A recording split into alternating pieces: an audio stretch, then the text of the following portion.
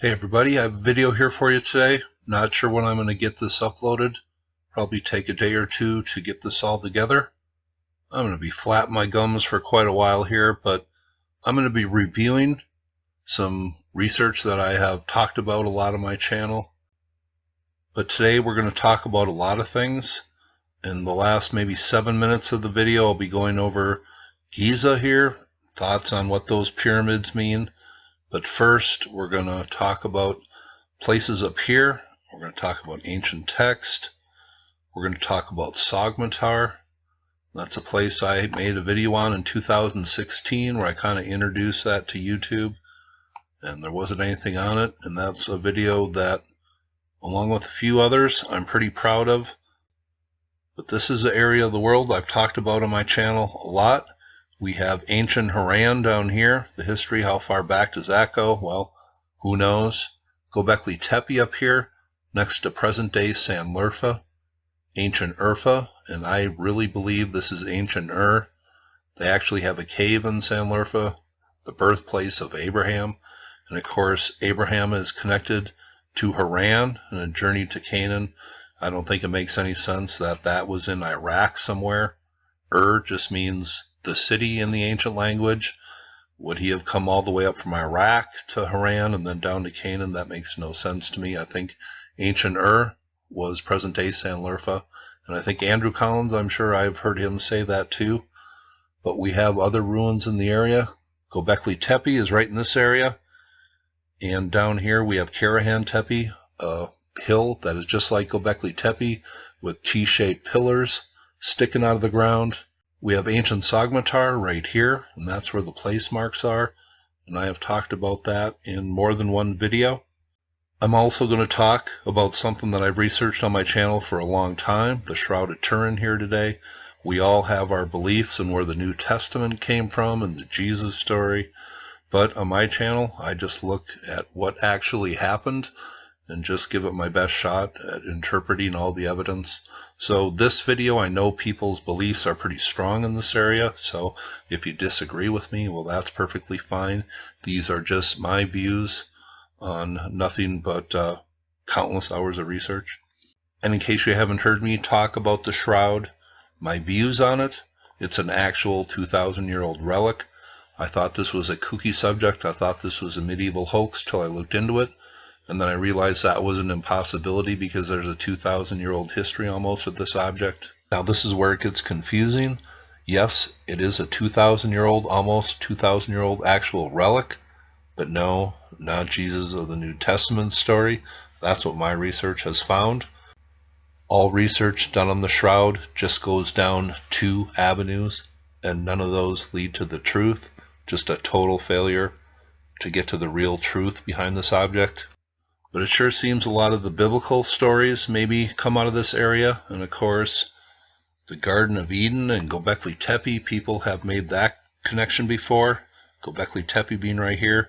And I wonder if this area was all water at one time, and if Harran, ancient Harran down here, wasn't a primordial mound to some ancient people who were looking at things the same way the Egyptians did. And of course, not too far away from here, we have Kuyu, where it seems people built a below-ground city to preserve humanity, and they had animals down there, and they let them in there 2 by 2. And no, I was just kidding about that. They didn't lead them in there 2 by 2. I just made that up. But here, right down here, ancient Sog Matar, and that is a place that I stumbled upon 3 years ago, and it actually took me 2 days to figure out what I was looking at here. But we're going to go down to this place first, talk about this, do some reading. I'm going to give you a channel recommendation here. But this is Sog Matar down here. This seems to be a very ancient mound. What is it connected with? Well, it's connected with a storing of records, and I'll go into that, but let's just talk a little bit about ancient Sog Matar here. Now, before we go over to the website, this is a channel recommendation. I will leave links for this guy's channel below. This is Anyextee, and he stumbled across Sog Matar, ancient city of the moon god. I will leave his channel and the link for this video below. And this is Adept Expeditions, their travels here with Anyextee to Sog Matar. And it says, stumbling upon Sog Matar Eski Sumatar Harabesi, ancient city of the moon god, and this is one of the most mysterious sites in all the world, and I think one of the most important sites that nobody knows about, and I'll tell you exactly why. Now, when I first introduced this site to YouTube in 2016, one thing that really surprised me was who is here. A little under 2,000 years ago, let me just read this sign. It says that Sogmatar is 57 kilometers from Harran. It also says it was a cult center in which people at Harran were worshipping for moon and planet gods during the Abgar kingdoms. In Sogmatar, there is a cave belonging to Sin, god of the moon, in Pogon's cave, and that's named after the guy who was here quite a while ago researching this place originally. But it says, which has tablets engraved on the ground, or holy hill. Now, whose holy hill was this originally?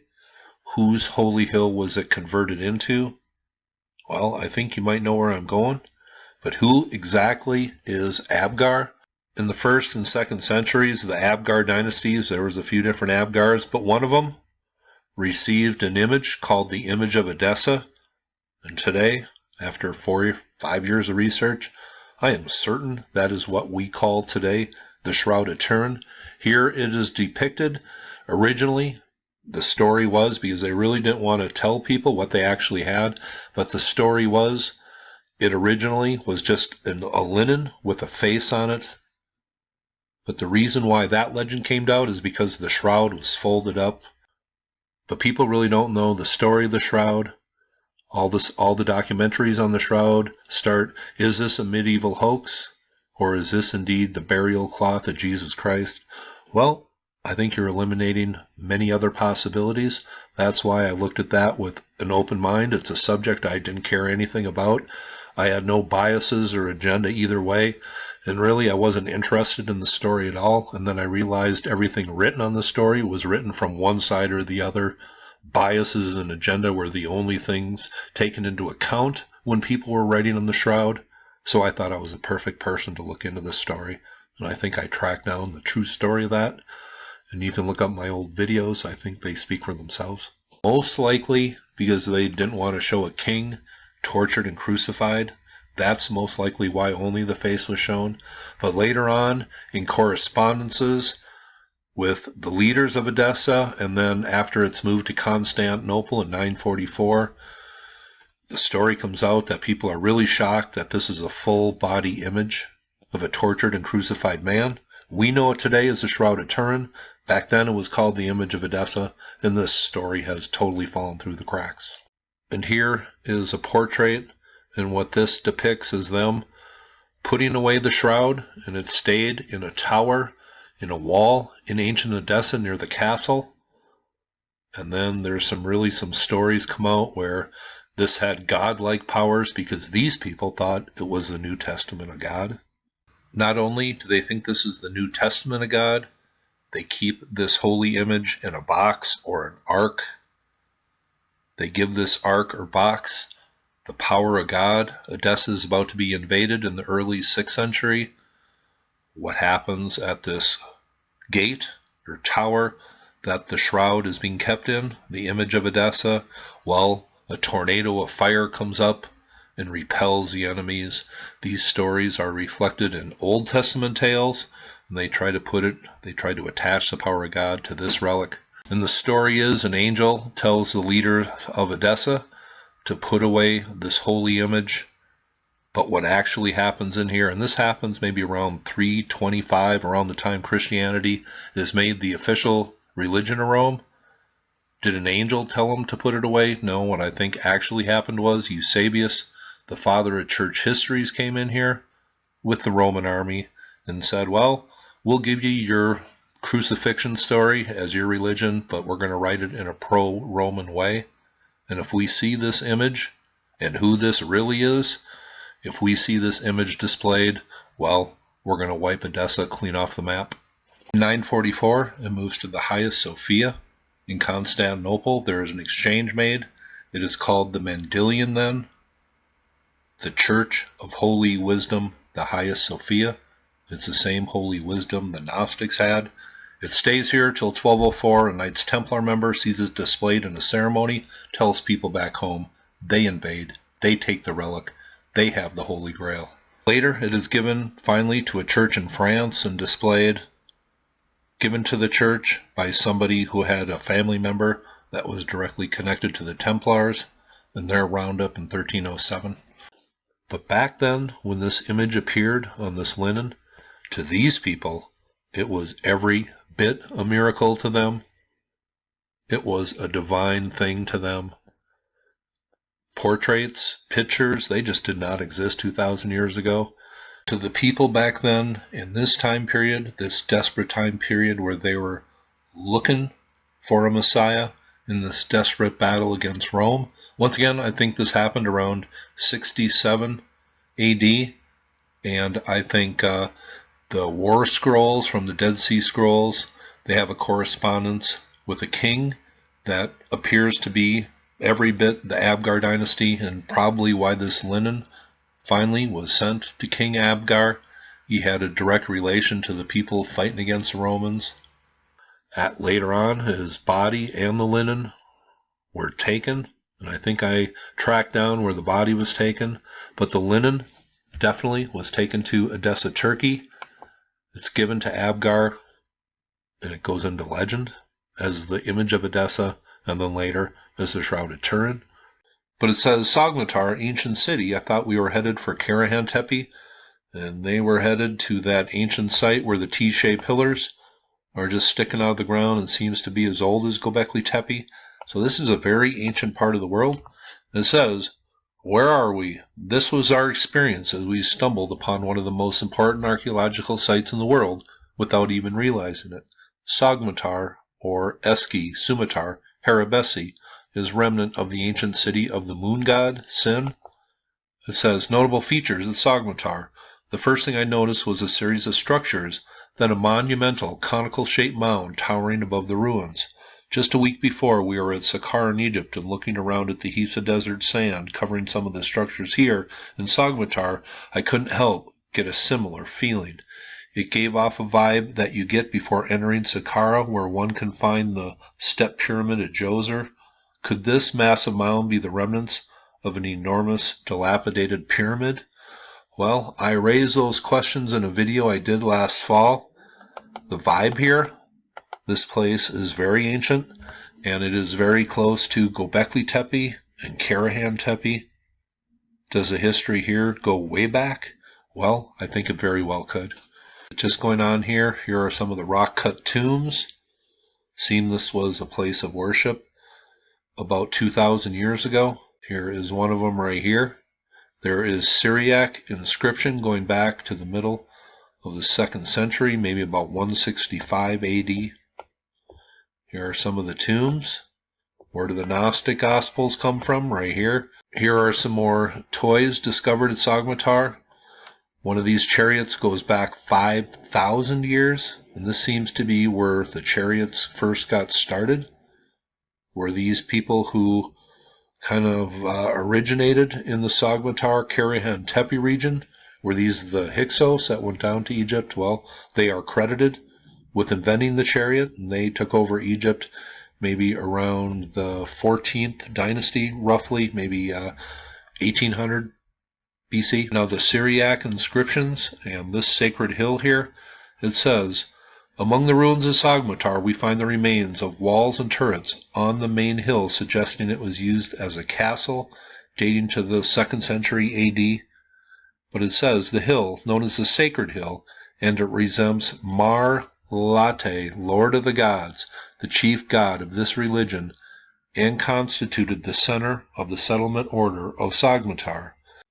Now, in the early 2nd century AD, the Abgar dynasty, they were honoring a god known as the sun god. They called him Azizes.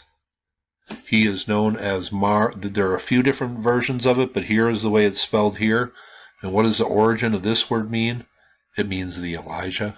But the man in the Shroud of Turin, he had his own sacred hill here at Sogmatar. Is that important? Should that be mentioned in a video?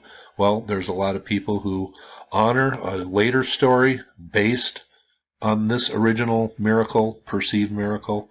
I think they might be interested that his sacred hill here was at Sogmatar.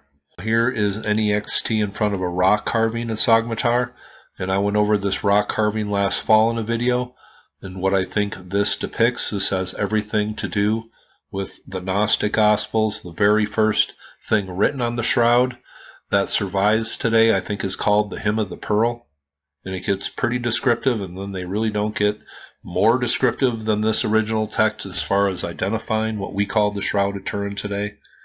Now, Sogmatar appears to me to be very ancient, probably, but the people who were here in the 1st and 2nd centuries, that's what really got me interested in this. But this Hymn of the Pearl, I think, is really one of the first Gnostic Gospels, and it has everything to do with Edessa and Agbar and this thing that I've been talking about here, the Shroud. And here is an image I used in one of my original Shroud videos.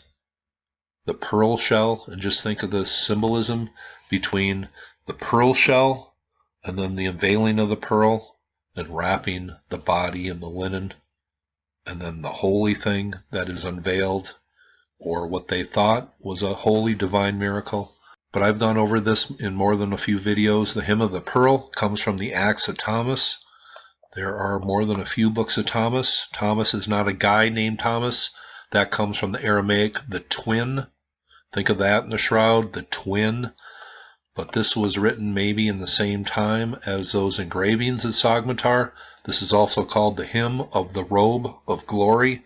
But the dating of this, well, we know it probably comes from the middle of the 2nd century, maybe around the 150s or 160s.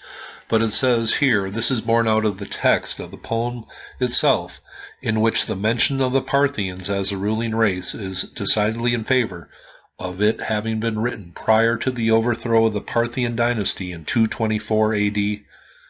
So remember, the New Testament really wasn't finalized till, about 325 AD? Well, these are some of the earliest writings written on what we call the Shroud of Turin today. Totally lost to history. But they attach this Gnostic text to a Bardasian. Who is he? Well, he was brought up in the court of Edessa with the crown prince, attaching this story directly to Edessa, where this holy relic was kept. But at one point it says, I reached the land of Babel, and then it goes, I went down further into Egypt. But I think Babel has a lot to do with ancient Harran. But this original miracle, and you got to look up the words used in the Gnostic Gospels, such as abraxas and barbello, and what those words actually means, an emanation of the Spirit. I think this is all about the Shroud of Turin because it's directly connected to Edessa, where this original relic was kept. They write about this symbolically. They call it a garment or a robe, but it all has to do with the linen. It says, to put on and wear as an adornment when thy name may be read in the book of heroes. So this was a miracle that they thought would go on for a long time, and this is what really drove the early thing that we call Christianity today. But it says, I bethought me again of the pearl, for which I was sent down to Egypt, and I began to charm him, the terrible, loud-breathing serpent. I lulled him to sleep and to slumber, chanting o'er him the name of thy Father. But here the narrator is talking. Who is the narrator? The soul. Thomas, the twin. It says, when he looked at this garment or linen, at once, as soon as I saw it, the glory looked like my own self.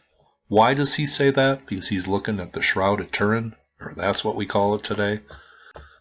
I saw in it all of me, and saw me all in it. We were twain in distinction, and yet again in one likeness. In that one passage from Matthew, where does twain come from? Well, right there.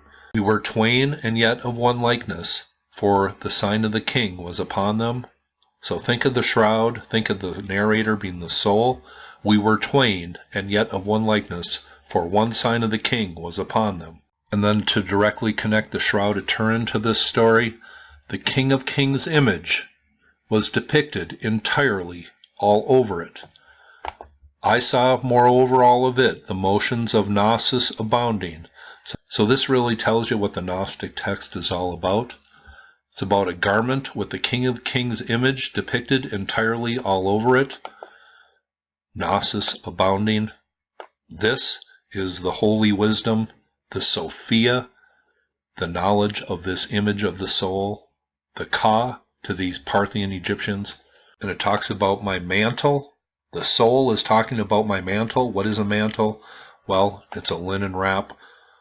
I wrapped entirely all over me. They're talking about the Shroud of Turin. Now here he is pointing to the old Syriac script as Sogmatar, probably the same exact script used to write some of the early Gnostic Gospels. What about the Archaeo-astronomy at Sogmatar? It says, according to historian Theodore Hari, Sogmatar is not just an acropolis or temple complex, but an ancient observatory. He believes it was designed at some point in the 1st or early 2nd century AD to mirror the position of the planets and constellations in the night sky of Harran. And it says, as above, so below, the Sabians of Harran and the Mandaean water rituals, and I talked about the Mandaeans in some of my Shroud videos, and they are in my Ancient Turkey playlist if you want to look for those. It says, in all my research, much emphasis is placed on the planets in the sky here at Sogmatar. However, during the on-site investigation, I sensed a strong connection with water.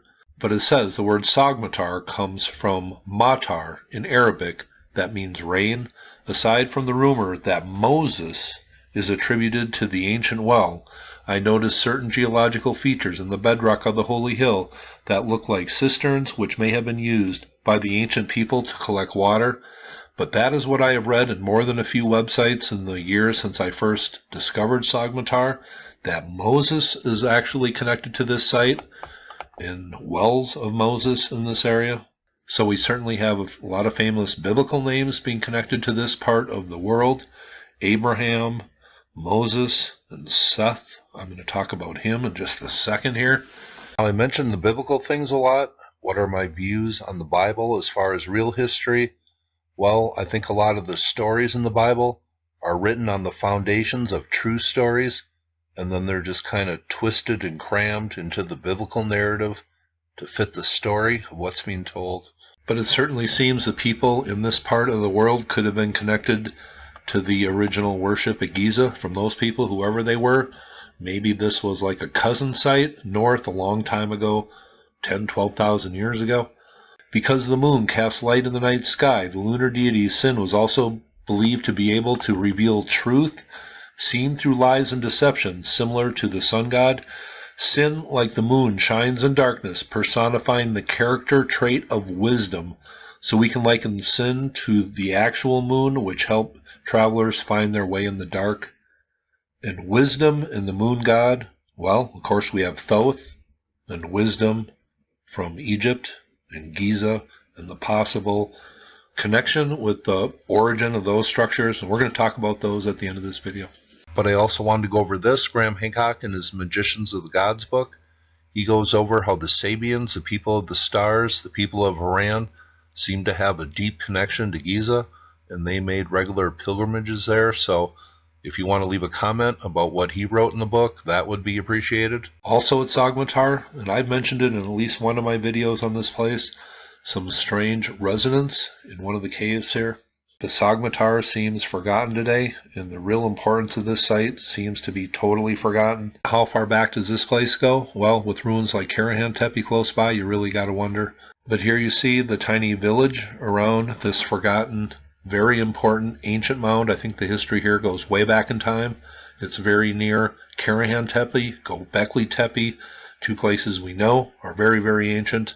I think the history here has been totally lost to time. Now, the Gnostic Gospels are really difficult to understand. The history and where they come from is pretty murky, but I think it's become clear.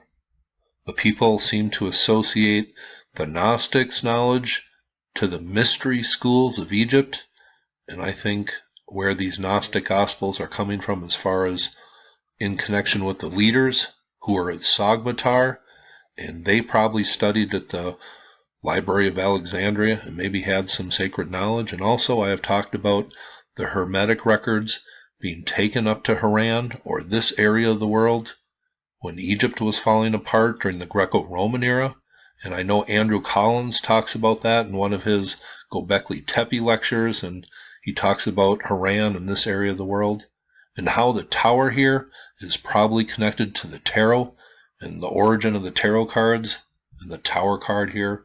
And that really makes me wonder about the legend of Sog Matar and being connected to some records stored there. And that place just totally forgotten. Really makes me wonder. But the Gnostics, they seem to revere Seth. And Seth is somebody who kind of went off a different way in the Old Testament. And if you really get into that. And of course, Seth from Egypt and that connection. Well, and also, basically, the Gnostics believe that salvation was found within. It's something up to the individual, and the individual can find it, and they don't need the church to really help out. So the Gnostics were kind of a radical wing, but I think they are preservers of the original perceived miracle that led to everything. Now here is the Gnostic, the Gospel of the Egyptians. I think this was originally called the Book of the Great Invisible Spirit. But this, I believe, is another book that is really based on what we call the Shroud of Turin today. And I invite you to look up what some of these words mean. Domedon, Doxomedon. And then we get to this. And in this way, the three powers gave praise to the great, invisible, unnameable, virginal, uncallable spirit and his male virgin. They asked for a power. A silence of the living silence came forth. Namely glories and incorruptions in the aeons. Aeons myriad added on three males, the three male offsprings. And then they add the glories of the Father, the glories of the great Christ, and the male offspring, the races, filled the great Doxomedon, aeon, the power of the word, of the whole pleroma. Look up what these words mean, people. Then the thrice male child of the great Christ, whom the great invisible Spirit was anointed, he whose power was called Aenon, gave praise to the great invisible Spirit.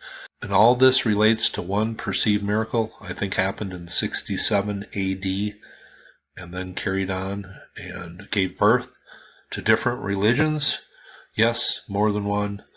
It says the great Seth.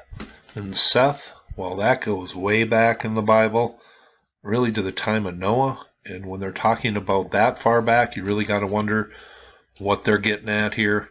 It says the great Seth wrote this book with letters in 130 years. He placed it in the mountain that is called Charaxio, in order that at the end times and the eras, by the will of the divine autogens and the whole pleroma, and look up what that word means, through the gift of the untraceable, unthinkable fatherly love, it may come forth and reveal its incorruptible holy race of the great Savior and those who dwell with them in love, and the great invisible eternal Spirit and his only begotten Son, the eternal light, and his great incorruptible consort in the incorruptible Sophia. Sophia, what is Sophia? Sophia is called wisdom. That's why the Hagia Sophia in Constantinople was called the Hagia Sophia, holy wisdom, and the Barbellin and the whole pleroma in eternity. Amen. But it seems to me the mountain called Charaxio, and Seth wrote his book and stored it in here. Well, Sog Matar has always been connected with the place of records being stored. So I really got to wonder about that. I looked up Charaxio. The only place on the location that I found right away was an article by Andrew Collins relating to Göbekli Tepe in the same area. But I have come across this in my studies on the Bible and also on the Shroud and also the ancient Egyptian text. The three stages of the enlightenment of the soul. First, you are born a child, then you are born a man, and then you are born one with God. That is about the easiest way I can describe it. And I talked about that over and over again in my Shroud research. It says the thrice male child of the great Christ. And this is a common reoccurring theme starting from the ancient Egyptians. The three stages.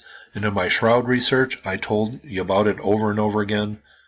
They had what was called the Graal ceremony, Graal, the Graal ceremony, where the slow, gradual unveiling, and that's what Graal stood for, gradual, the gradual unveiling of the soul, where first a small child was displayed, then a man was displayed, And then in the final stage, the shroud, what we call the shroud, the image of Edessa, was displayed as the final stage of enlightenment, or the afterlife, or living on to imperishability, full enlightenment, one with God, one with the cosmos.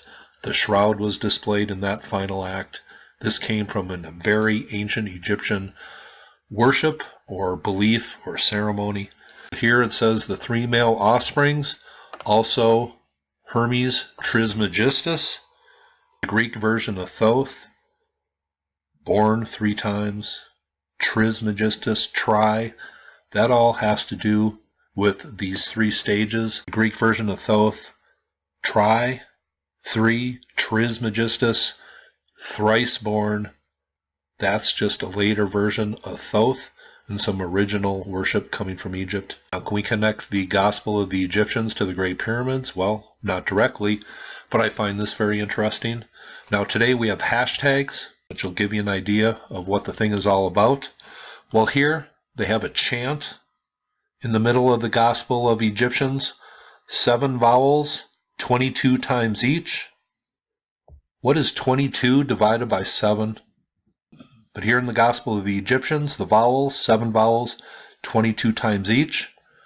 Pi, hashtag, Great Pyramid. Or that's a common way we determine or recognize pi. I know it doesn't equal it exactly, but here is an ancient hashtag, pi, Gospel of the Egyptians, the pyramids. Well, the only conclusion I can come to as far as what these pyramids represent, they were not tombs of pharaohs. No pharaoh would have built a little tiny pyramid here saying, I am only this great compared to my predecessors. That is ridiculous to me. This is all about a resurrection cult who was originally here. The 3 pyramids to me clearly represent the child, the man, and then becoming one with God, and the internal structures, and what it appears to represent, ascension, imperishability, enlightenment. Now, some of you are saying, wait, I thought the pyramids represented Orion. Well, I think they represented both of these things, and they're directly connected. And you're going to hear me mention Sahu coming up, and that is the soul represented in the stars in Orion. But I'll leave a link below for a video I made about the Great Pyramid and the missing capstone and the tomb of Thoth. Not an actual tomb, but just a building representing universal thought and wisdom. Thoth, thought, think about it. But the child, the man, and then becoming one with God, that was represented in the original Grail ceremony. We know it as the Grail today, and I know a lot of people have different theories where the Grail came from. Well, it comes from the Grail ceremony. What do we know about the Grail? It had the blood of the so-called Christ on it. It is directly connected to Joseph of Arimathea. The shroud has blood on it. Who bought the linen? In the biblical tale, Joseph of Arimathea. It comes in an apparition. That's one of the earliest legends of the Grail, and it heals. Well, the legend is this linen was sent to King Abgar and healed him. And it comes in an apparition. Think of the shadowy image on the shroud. The Holy Grail is what we call the Shroud of Turin today, and that is clear to me, even more clear so than the Sphinx being Anubis originally. Of course, the legend is the Holy Grail is a cup, or a chalice, or a vessel. Well, here is Chartres Cathedral. Here is Notre Dame Cathedral. These Gothic cathedrals that were built maybe 800 years ago had tremendous symbolism in them. Maybe you've heard other uploaders talk about them. But what did the rose mean? Remember Tom Hanks in the Da Vinci Code? The Grail lies under the rose. What does the rose represent? The vessel of the soul. And that fits perfectly with the shroud. Think of the linen and the image in it. The vessel of the soul. The Holy Grail is the Shroud of Turin. And it seems to come from a story from deep, deep in Egyptian history in their most sacred text. People say Da Vinci had knowledge. He put it in his Last Supper portrait. No cups, but a linen in the exact dimensions as the Shroud of Turin.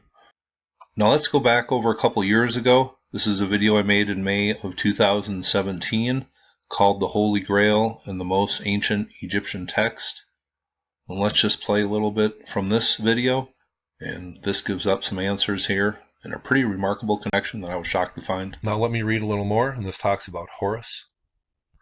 It says, "And in the next stage of transformation, he will be altogether freed from the trammels of the mummy to become pure spirit in the likeness of the Father as the express image of his person."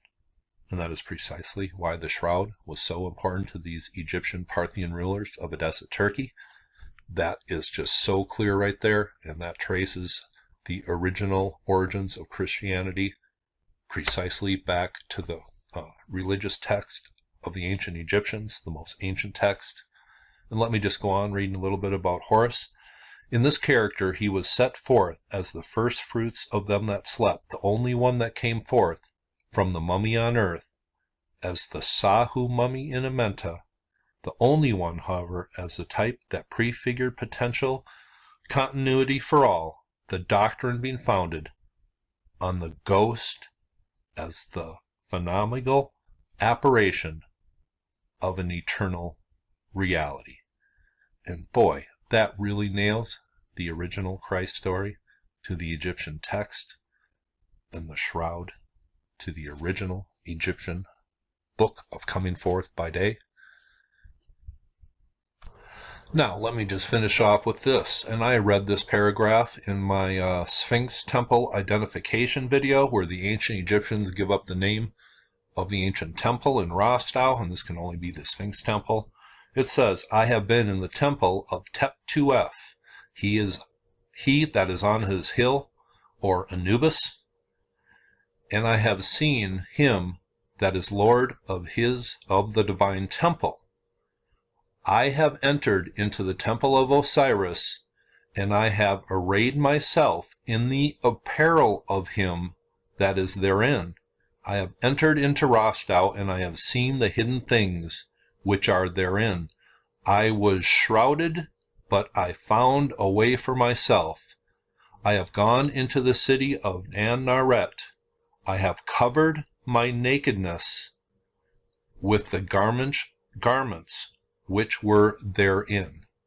And he talks about the spirit and being shrouded in a naked body by a garment upon death.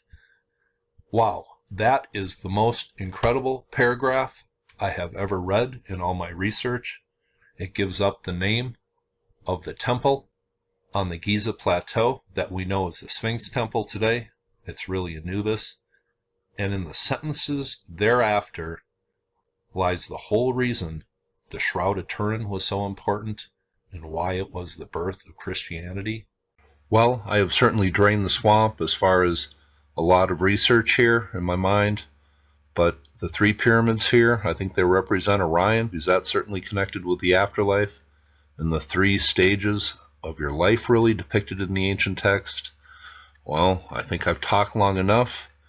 If you don't believe what I've said today in my video, well, that's fine. We all have our own beliefs. I'm pretty stubborn in certain areas I talked about today, but I'm just presenting the best evidence I can find based on a lot of research, so you people can put together the best story in your own minds to what actually happened and what the story here is at Giza and some other places. But I've talked long enough. I'm going golfing tomorrow, so I really need to get to sleep. Hope you thought this was interesting. I'll be interested in reading your comments at some point tomorrow. Hope you thought that was cool, and you all have a very nice day.